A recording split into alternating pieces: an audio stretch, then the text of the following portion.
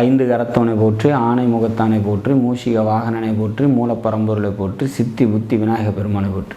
குருவே சரணம். இணையத்தால் இணை மிதயங்களுக்கு வணக்கம். இது மார்ச் மாத ராசி பலன். மார்ச் மாதம் சிம்ம ராசிக்கு எப்படி இருக்க போகுது அப்படிங்கிறத பார்க்கலாம். சிம்ம ராசியை பொறுத்த வரைக்கும் இந்த மார்ச் மாதம் நல்லா இருக்குமா அப்படிங்கிற எதிர்பார்ப்பு எல்லாருக்குமே இருக்குது. அதுக்குள்ளே இந்த மார்ச்சில் வரக்கூடிய முக்கிய விசேஷ தினங்கள் அப்படின்னா மார்ச் 8 மகா சிவராத்திரி. அன்றைய தினம் விரதம் இருந்து அன்றைய தினம் இரவு உறங்காமல் விழித்திருந்து சிவ வழிபாடு மேற்கொள்ளும் போது மோட்ச பிராப்தம் கிடைக்கும். 25ஆம் தேதி பங்குனி உத்திரம். அன்றைய தினம் விரதம் இருந்து முருகக் கடவுளை வழிபாடு பண்ணும்போது திருமணம் தொடர்பான பிரச்சனைகள் நீங்கும். புத்திரபாக்கியம் பார்த்திங்கனாக்கா இல்லாதவங்களுக்கு புத்திரபாக்கியம் கிடைக்கும். வாழ்க்கையில் சகலவித ஐஸ்வர்யங்களையும் பெறலாம். சரி, இது எப்படி இருக்கும் இந்த மார்ச் மாதம் சிம்ம ராசினா? ராசிநாதன் சூரியன் கும்பத்திலேருந்து உங்கள் ராசியவே பார்க்குறாரு. இது ஒரு சிறப்பான ஒரு அமைப்பு. மனதில் புதிய தெம்பும் தைரியமும் இருக்கும். வரக்கூடிய சுச்சுவேஷன்ஸை ஹேண்டில் பண்ணக்கூடிய சக்தியும் ஆற்றலும் பிறக்கும். தன்னம்பிக்கை அதிகரிக்கும். மற்றவங்களுக்கு உதவிகளை செய்வீங்க. தர்ம சிந்தனை, தயால குணம்லாம் ஏற்கனவே இயல்புலேயே உங்களுக்கு உண்டு. அது இன்னும் கொஞ்சம் அதிகமாகும் அப்படிங்கிற மாதிரியான ஒரு அமைப்பு. தந்தைக்கும் மகனுக்குமான கருத்து வேறுபாடுகள் இருக்கத்தான் செய்யும். பொருளாதாரம் நல்லாயிருக்கும். பொருளாதார சம்மந்தப்பட்ட உயர்வு கிடைக்கும். மாமன் வழி உறவினர்களால் நன்மைகள் உண்டு. எழுத்து, டாக்குமெண்டேஷன், கம்யூனிகேஷன் இது தொடர்பான நன்மைகள் உண்டு. தேவையற்ற வாக்குவாதங்களை உறவுகள் இடத்துல தவிர்த்துறது நல்லது. உறவுகள் இடத்துல மனக்கசப்பு அப்படிங்கிறது ஏற்படும். அரசாங்கத்தால் மனக்கசப்பு ஏற்படலாம்.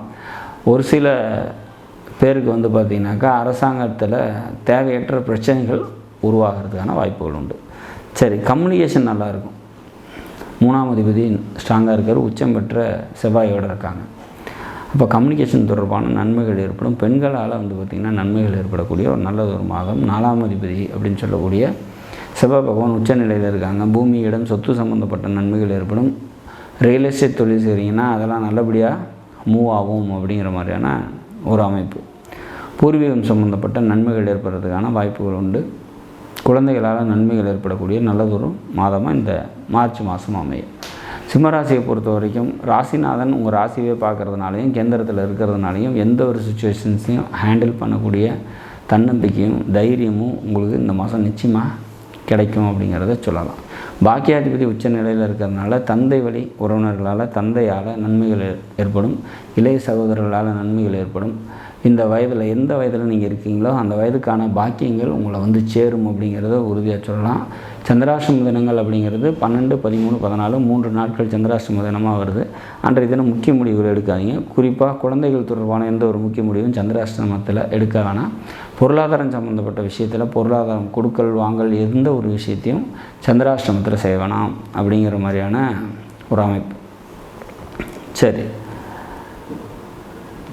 இந்த மாதத்தை பொறுத்த வரைக்கும் குரு வழிபாடு உங்களுக்கு கூடுதல் சிறப்பையும் நன்மையும் தரும்.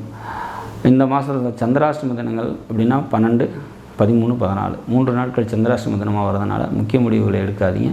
வெளியூர் பயணங்களை தவிர்த்துருங்க. நாடும் நாட்டு மக்களும் நலமுடன் வாழ நவகிரகங்களை வேண்டி அமைகிறேன். நன்றி, வணக்கம்.